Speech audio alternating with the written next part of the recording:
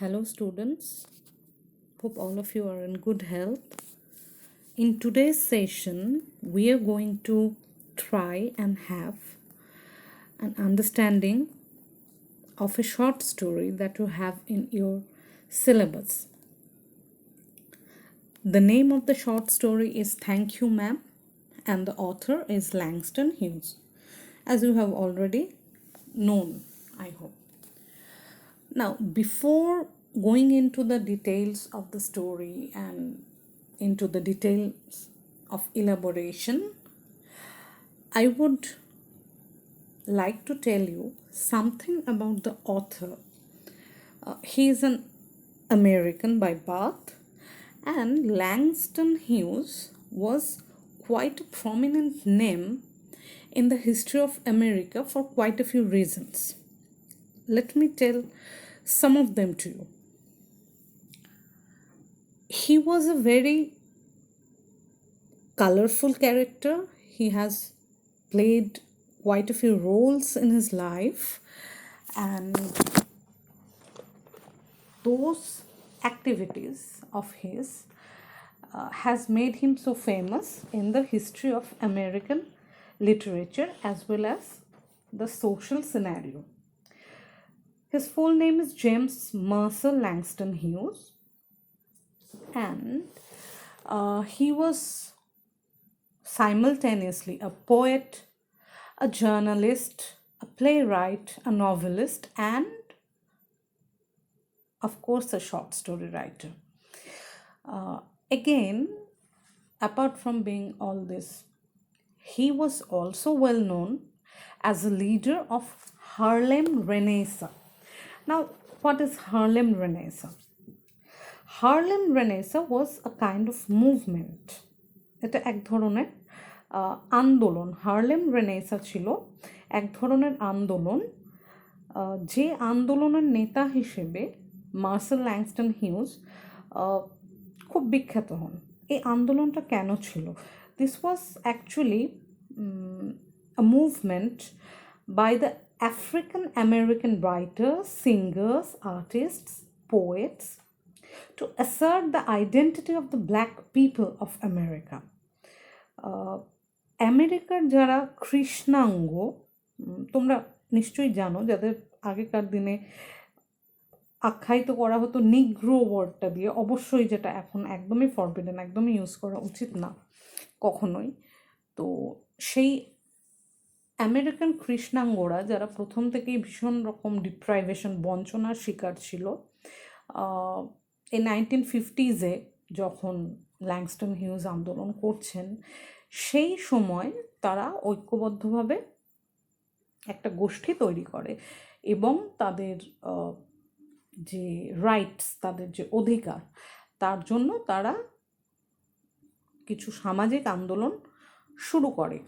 এই যে আন্দোলন, এটার নাম হচ্ছে হার্লেম রেনেসা। হার্লেম একটা স্থান, নিউ ইয়র্কের কাছে একটা সাবারবান এরিয়া। তো এখান থেকে বা এই জায়গাটা যেহেতু একটা আন্দোলনের কেন্দ্রস্থল ছিল, সেজন্য এটাকে বলা হচ্ছে হার্লেম রেনেসা। এখন James Marcel Langston huge was specially in his writings, he was dealing with the lives of all those urban black people mainly. In all his plays, his poems, his short stories, and he was dealing with the problems that were faced by the black-skinned people who were pretty much downtrodden, pretty much deprived in that time in United States of America.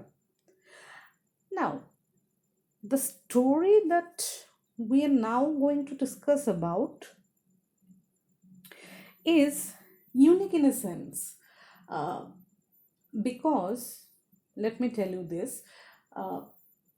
when we read through the story, I hope you have already noticed that there is no mention of the race or skin color of its main characters. I think by now you have already come across the names of the main characters. There are two main characters in the story. এই স্টোরিটায় দুজন প্রধান চরিত্র, দুজন চরিত্রকে নিয়েই গল্প। একজন হচ্ছেন Mrs Luella Bates Washington Jones, আরেকজন হচ্ছে রজার। এবার তোমরা যারা অলরেডি স্টোরিটা পড়ে নিয়েছো, তোমরা জানো যে এই গল্পটাতে কিন্তু সরাসরিভাবে, প্রত্যক্ষভাবে কোথাও মিসেস জোন্স অথবা রজার এনারা কৃষ্ণাঙ্গ না শ্বেতাঙ্গ, এনারা কোন জাতের লোক, বা ঠিক কোথায় এই গল্পের ঘটনাগুলো ঘটছে, সেটা কোথাও ল্যাংস্টন হিউজ একবারের জন্য মেনশন করেননি। কোনো জায়গাকে তিনি স্পেসিফাই করে দেননি। চরিত্রগুলি কোন ধরনের চরিত্র, অর্থাৎ তারা শ্বেতাঙ্গ না কৃষ্ণাঙ্গ, সেগুলো নিয়েও তিনি একবারও কোনো আলোচনা করেননি। তাহলে এই গল্পটা কি তার যে চিরাচরিত, তার যে আন্দোলনের ধারা, যে ধারা তার লেখার মধ্যে এতদিন ধরে রিফ্লেক্টেড হয়ে এসছে, যেটা হচ্ছে কৃষ্ণাঙ্গ মানুষদের তাদের অধিকার ছিনিয়ে নেওয়ার আন্দোলন, তাহলে কি সেই মুভমেন্ট, সেই আন্দোলনের যে ধারা, সেটা এই লেখায় কোথাও অনুপস্থিত আছে? এটা বিষয়ে আমি দু একটা কথা জাস্ট বলতে চাই তোমাদের। হয়তো এগুলো তোমাদের পক্ষে এখনই জানা সম্ভব না, কিন্তু এই গল্পের মধ্যেও যে খুব সূক্ষ্মভাবে বুঝিয়ে দেওয়া হয়েছে চরিত্রগুলো সেই আমেরিকার কোনো সাবারবান এরিয়ার, এবং অতি অবশ্যই কৃষ্ণাঙ্গ চরিত্র, তার সবথেকে বড় পরিচয় হচ্ছে তাদের যে বাচনভঙ্গি, অর্থাৎ আমরা যাকে ইংরেজিতে বলি ডায়ালেক্ট। কোনো একটা বিশেষ অঞ্চলের লোকজন যেভাবে কথা বলে, সেটা হচ্ছে তাদের ডায়ালেক্ট। তো এই ডায়ালেক্ট যখন আমরা দেখব, ডায়ালেক্ট নিয়ে যখন আলোচনা হচ্ছে, তখন আমরা দেখব যে খুব স্পেসিফিক কিছু ডায়ালেক্ট এখানে ইউজ করা হয়েছে, যেগুলো আমি মেনশন করব। তোমরা স্টোরিটা পড়তে গিয়ে সেগুলো দেখতে পাবে। সেই ডায়ালেক্টের মাধ্যমে আমরা বুঝতে পারবো যে হ্যাঁ, এখানে আমেরিকার ওই কৃষ্ণাঙ্গ মানুষগুলো সম্পর্কেই কথা বলা হচ্ছে, যদিও অবশ্যই লেখক আলাদা করে কোথাও কিছু উল্লেখ করে দেননি। যেমন উদাহরণস্বরূপ আমরা একটা জায়গায় দেখব যেখানে মিসেস জোন্স রজারকে একটা প্রশ্ন করছেন, "Ain't you got nobody home to tell you to wash your face?" "No, ma'am," said the boy. Now the way this ma'am has been written, and "ain't you got nobody," this ain't here, this ain't actually means is there nobody in your home. Again, "no ma'am," that is written in a quite a different manner. Again, just before that, when Mrs. Jones asked Roger that what did you want to do it for, he replied, "I didn't aim to," and Mrs. Jones says, "You a lie." This is at the very beginning of the story. You'll find. Now, "you a lie" actually means you are a liar. তুমি মিথ্যেবাদী। যেভাবে এখানে যে বাচনভঙ্গিতে এই কথাগুলো বলা হচ্ছে, যেভাবে express করা হচ্ছে, this very dialect is actually the dialect of the suburban Americans and specifically black Americans. কৃষ্ণাঙ্গ যারা আমেরিকান, তারাই কিন্তু এই বিশেষ বাচনভঙ্গি ব্যবহার করে কথা বলে সাধারণত, এবং সেই ভাষা বা সেই উপভাষা, হ্যাঁ, সেই বাচনভঙ্গি বা উচ্চারণের ভঙ্গি, সেই উপভাষা থেকে আমরা বুঝতে পারি যে এই গল্পের লোকেশনটা বা যে এলাকার গল্প এখানে বলা হচ্ছে, সেটা আসলে আমেরিকার ওই শহরতলি। এবং এই যে মানুষগুলো যারা এই ইউ আর এ লায়ারের বদলে বলছে you lie, or am is a নটের বদলে অ্যান্ট বলছে, নো ম্যাডামের বদলে নোম বলছে, গোয়িং টুর বদলে বলছে গনা, তারা সবাই হচ্ছে এই স্পেসিফিক্যালি যে ব্ল্যাক যে নেইবারহুড বা কৃষ্ণাঙ্গ যে জনগোষ্ঠী তার মানুষ। তো এইভাবে গল্পটার বিশদ ব্যাখ্যায় যাওয়ার আগে আমি জাস্ট একটা জিনিস পয়েন্ট আউট করলাম, সেটা হচ্ছে যে চরিত্রগুলোকে খুব বিশেষভাবে উনি তাদের কোনো জাতিগত বৈশিষ্ট্য তিনি এখানে বলেছেন, তাদের জাতিগত পরিচয় বা তাদের কৃষ্ণাঙ্গ বলে উল্লেখ না করলেও আমরা কিন্তু এই উপভাষা বা তাদের ডায়ালেক্টের ব্যবহার থেকে এটা খুব পরিষ্কারভাবে বুঝতে পারি যে এখানে আসলে কৃষ্ণাঙ্গ মানুষদের কথাই বলা হচ্ছে। হয়তো তিনি এই কারণেই কোনো বিশেষ জায়গা বা কোনো বিশেষ জাতির কথা এখানে উল্লেখ করেননি, তার কারণ আমি আশা করব গল্পটা তোমরা এর মধ্যে পড়ে নিয়েছো। As you have already known, this story is very universal. The story here deals with very basic human qualities. Qualities like empathy, like love, like forgiveness, and the power that this empathy and this love, this forgiveness have, and how that power can change a person completely, can bring him or her to a completely different path in life. এই সমস্ত কিছু যে আমি বলছি সবটাই তোমরা বুঝবে তোমরা যদি গল্পের যে মেন থিম সেটার দিকে একটু খেয়াল করো। নাও I hope you have already read the story, and the main incident of this the very central incident of the story that actually kickstarts the story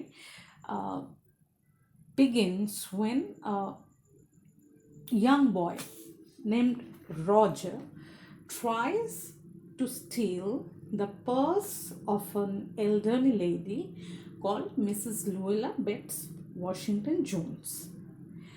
And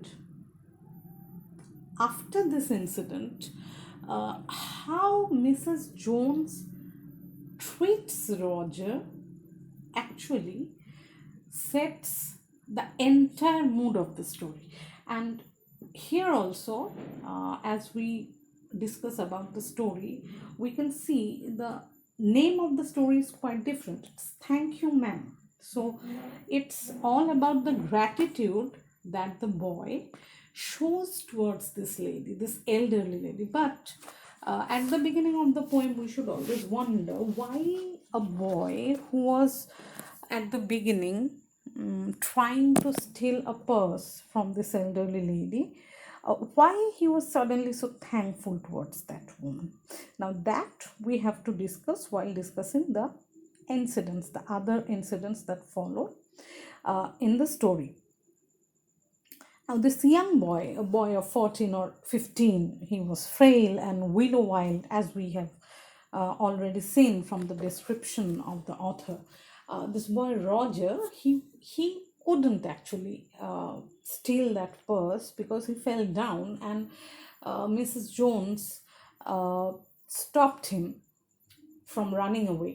And he was quite a powerful lady, though she was old. She was a very feisty and very powerful lady. আমরা দেখেছি যে Roger কিন্তু শেষ পর্যন্ত Mrs জোনসের pocket বুকটা চুরি করতে পারেনি, এবং মিসেস জোনস বেশ বয়স্ক হওয়া সত্ত্বেও তিনি যথেষ্ট শক্তি রাখেন শরীরে, এবং তিনি কিন্তু রজারকে পালিয়ে যেতে বাধা দিয়েছেন এবং রীতিমতো শারীরিক শক্তি প্রয়োগ করে তাকে আটকে রেখেছেন। And Roger was pretty afraid that he would be handed over to the police, and he definitely asks Mrs. Jones if she was going to hand him over to the police. But the response he receives from Mrs. Jones at the very beginning is quite different from the response of quote unquote the normal people or the usual response that a supposedly thief gets. একজন চোর চুরি করতে ব্যর্থ হয়ে যখন জানতে চাইছে যে তাকে পুলিশে দেওয়া হবে কিনা, তার উত্তরে সে যা জানতে পারছে সেটা কিন্তু খুব সাধারণ মানুষ সেইভাবে খুব একটা ভাবে না। অর্থাৎ যখন সে মিসেস জোনস যখন তাকে তার বাড়িতে নিয়ে আসছেন এবং তাকে মুখ ধুতে বলছেন, সে মিসেস জোনসের কাছে জানতে চাইছে যে মিসেস জোনস তাকে জেলে পাঠাবেন কিনা, এবং মিসেস জোনস তাকে উত্তর দিচ্ছেন কি না, not with that face I would not take you nowhere. অর্থাৎ তিনি বলছেন যে এরকম নোংরা কালিঝুলি মাখা মুখে আমি তো তোমাকে কোথাওই পাঠাবো না। তো এই ধরনের উত্তর নিশ্চয়ই খুব খুব একটা প্রত্যাশিত নয়, খুব একটা এক্সপেক্টেড নয়, বিশেষত যার পার্স একটু আগেই চুরি হতে যাচ্ছিল, তিনি একজন থিফকে, সাপোজেডলি থিফ, তাকে এরকম উত্তর দিচ্ছেন। তো অবশ্যই রজার একদমই অল্প বয়সী ছেলে, সে ভীষণই অবাক হয়েছে প্রথম থেকেই মিসেস জোনসের যে বিহেভিয়ার। অর্থাৎ তিনি ছেলেটিকে পুলিশে তো দেননি, উপরন্তু আমরা কি দেখলাম না, তিনি ছেলেটিকে নিয়ে এসছেন তার বাড়িতে। তিনি একটা বেশ জনবহুল একটা বাড়িতে থাকেন, আরও অনেক লোক থাকে সেখানে, এবং সেই বাড়িতে তিনি সোজা তাকে নিয়ে এসছেন নিজের ঘরে। এবং শুধু তাই না, তিনি ছেলেটিকে নির্দেশ দিয়েছেন সে যেন মুখ ধোয়, এবং এর আগে অলরেডি তিনি ছেলেটিকে জিজ্ঞেস করেছিলেন রাস্তায় যখন তিনি ছেলেটিকে ধরেন যে সে কিছু খেয়েছে কিনা, সে ক্ষুধার্ত কিনা, এবং তিনি জানতে পেরেছিলেন ছেলেটি কিছু খায়নি, বাড়িতে তাকে দেখাশোনা করার মতো কেউ নেই ইত্যাদি তিনি জেনেছেন ছেলেটি সম্পর্কে। তো যখন রজারকে তিনি নিজের বাড়িতে নিয়ে আসেন এবং তাকে পুলিশে দেওয়া তো দূরস্থান, she actually treats him very sympathetically and then offers him food and she tries to have a talk with him why he did such a thing, and she assumed that as because he was hungry he tried to snatch that purse. উনি এটা ধরে নিয়েছিলেন যে ছেলেটি ক্ষুধার্ত ছিল বলে সে পার্সটি চুরি করার চেষ্টা করেছিল, কিন্তু তার উত্তরে তিনি জানতে পারেন যে ক্ষুধার্ত হয় না, বরং ছেলেটি তার একটি নিজস্ব একটা ইচ্ছে পূরণ করার জন্য সে ওই পার্সটা চুরি করতে গিয়েছিল। তার ইচ্ছেটা কি, he wanted to buy a pair of blue suede shoes. তার একজোড়া নীল রঙের সোয়েডের জুতো কেনার খুব ইচ্ছা ছিল, যার জন্য সে ওই পার্সটা চুরি করার চেষ্টা করেছিল। এবং to his utter surprise, Mrs. Jones tells him that he could have asked her simply why did he try to snatch her purse. Mrs Jones তাকে অবাক করে দিয়ে বললেন যে সে তো জিজ্ঞাসা করলেই পারতো সে কেন পার্সটাকে ছিনিয়ে নিতে গেল তার থেকে। তো that was the perhaps the most surprising thing that Roger had come across in his life, যে সেটা বিশ্বাসই করতে পারছিল না যে এই মানুষটা তাকে বলছে যে সে কেন তার কাছে চাইলো না, চাইলেই তো সে পেত। তার এই বিশ্বাসটা কখনোই মনে ছিল না যে এত সহজে কারোর কাছে চাইলে কিছু পাওয়া যেতে পারে। এবং যে সময় তার সাথে মিসেস জোনসের এই সমস্ত কথা হচ্ছে, সে কিন্তু তখনও ভাবছিল, যেহেতু মিসেস জোনসের ঘরের দরজা তখনও খোলা, তো সে তখনও ভাবছিল যে হয়তো সে সেখান থেকে পালাবে। তখনও সে একটা ডিলেমার মধ্যে রয়েছে, একটা দ্বিধার মধ্যে রয়েছে। And as you have read, he could make a dash for it down the hall. He could run. So that was the state of his mind. He was still thinking of running away from there. The woman was sitting on the daybed. After a while she said, I were young once and I wanted things I couldn't get. Now, what Mrs. Jones is doing here is she actually tries to tell Roger that what he has done is nothing very uncommon. When we have dreams and we do not have the means to fulfill those dreams, sometimes we try to take a shortcut method or a method that is not a very honest one. কিন্তু সেটা কখনো করা উচিত না। তিনি রজারকে কি বললেন যে তিনি যখন অল্প বয়সী ছিলেন তখন তিনিও এমন কিছু কিছু জিনিস চেয়েছিলেন যেগুলো তার পক্ষে পাওয়া সম্ভব ছিল না। কিন্তু ঘটনাচক্রে তিনি রজারকে এটাও বললেন যে রজার হয়তো ভাবছে যে তিনি তাকে বলবেন যে তিনি সেই জিনিসগুলো পাননি বলে তো তিনি লোকের কাছ থেকে তাদের পার্স ছিনিয়ে নেননি। না, মিসেস জোনস কিন্তু রজারকে এরকম কিছুই বলবেন না, বরং তিনি কি বললেন, তিনি বললেন, তোমরা দেখবে টেক্সটে আছে, I have done things too which I would not tell you, son, neither tell God if he didn't already know. So you sit down while I fix something to eat.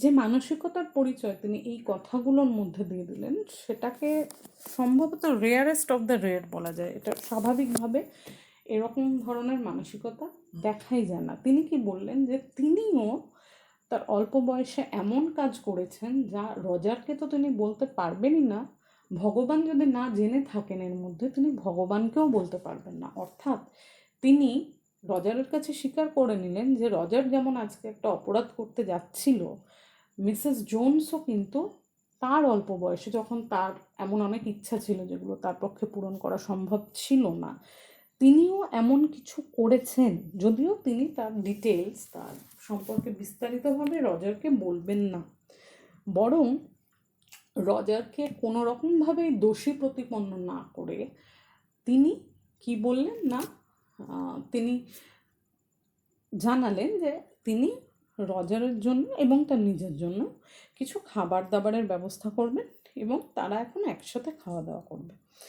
তো আমরা এর পরে দেখছি যে হ্যাঁ, মিসেস জোনস সত্যি রজারের জন্য খাবার ব্যবস্থা করছেন এবং সেই অবস্থায় এসে রজারের মধ্যে একটা কমপ্লিট চেঞ্জ আসছে তার মাইন্ডসেট। এতক্ষণ সে একটা ভীষণ রকম একটা ডিলেমার মধ্যে ছিল। ডিলেমা অর্থাৎ একটা মানসিক দ্বন্দ্ব, অর্থাৎ সে থাকবে না সে সুযোগ বুঝে সেখান থেকে পালাবে।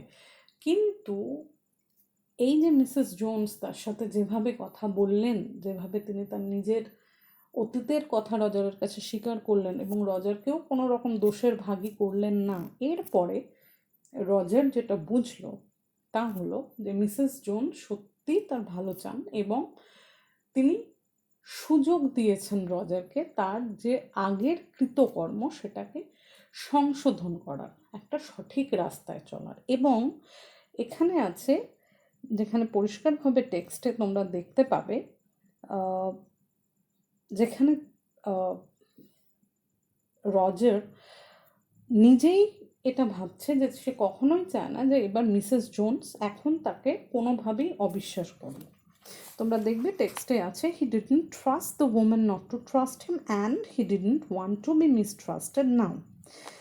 তো সে বরং মিসেস জোনসকে বলে যে সে বাইরে গিয়ে খাওয়ার জন্য দুধ বা এই ধরনের কিছু নিয়ে আসবে কিনা, এবং মিসেস জোনস জানান না সেরকম কিছু দরকার নেই। এবং তিনি শেষ পর্যন্ত রজারের জন্য খাবারের ব্যবস্থা করেন। She heated some lima beans and ham she had in the ice box, made the cocoa and set the table. এইভাবে আমরা দেখছি যে যে যত সামান্যটুকু মিসেস জোনসের নিজের খাবার সংস্থান ছিল সেটাই তিনি রজারের সাথে পুরোপুরি ভাগ করে নিচ্ছেন এবং এগুলি খাওয়ার পরেও একটা 10 সেন্ট কেকের হাফ তিনি তাকে দিচ্ছেন। এবং শুধু তাই না, রজারকে তিনি সান বলে সম্বোধন করে বলছেন, ইট সাম মোর সান শি সেড। এবং যখন তাদের খাওয়া শেষ হচ্ছে তখন রজারকে তিনি আবার একটা সারপ্রাইজ দিচ্ছেন। তিনি কি করছেন না, রজারকে তিনি ব্লু সুয়েড শুজ কেনার জন্য $10 গিফট করছেন। So she actually gifted Roger $10 to fulfill his dreams of buying those blue suede shoes. এবং তার সাথে যে কথাটা তিনি বলছেন এই $10 গিফট করার সাথে সাথে, সেটা হচ্ছে পারহ্যাপস এই গল্পের সব থেকে গুরুত্বপূর্ণ অংশ, যেটা তোমরা পড়বে এবং মনে রাখবে। She says, and next time do not make the mistake of latching onto my pocketbook nor nobody else's, because shoes come by devilish like that will burn your feet. এই যে অংশটা, shoes come by devilish like that will burn your feet, this is actually a very very important life lesson. অর্থাৎ যে সমস্ত জিনিস আমরা অসৎ উপায়ে অর্জন করি সেগুলো কেবলমাত্র আমাদের ক্ষতি করতে পারে। So if we try to achieve something in this way, in this dishonest way, it will only harm us, it will only cause harm to us. So we see towards the end of the story Mrs. Jones's compassion, her empathy, her forgiveness, her love completely change a boy named Roger, who was previously trying to steal her purse. When finally he leaves Mrs. Jones's house, he was so much overwhelmed with gratitude. He was such a changed person that he became almost speechless. He could barely say anything to thank Mrs. Jones, because those simple words of gratitude would be insufficient.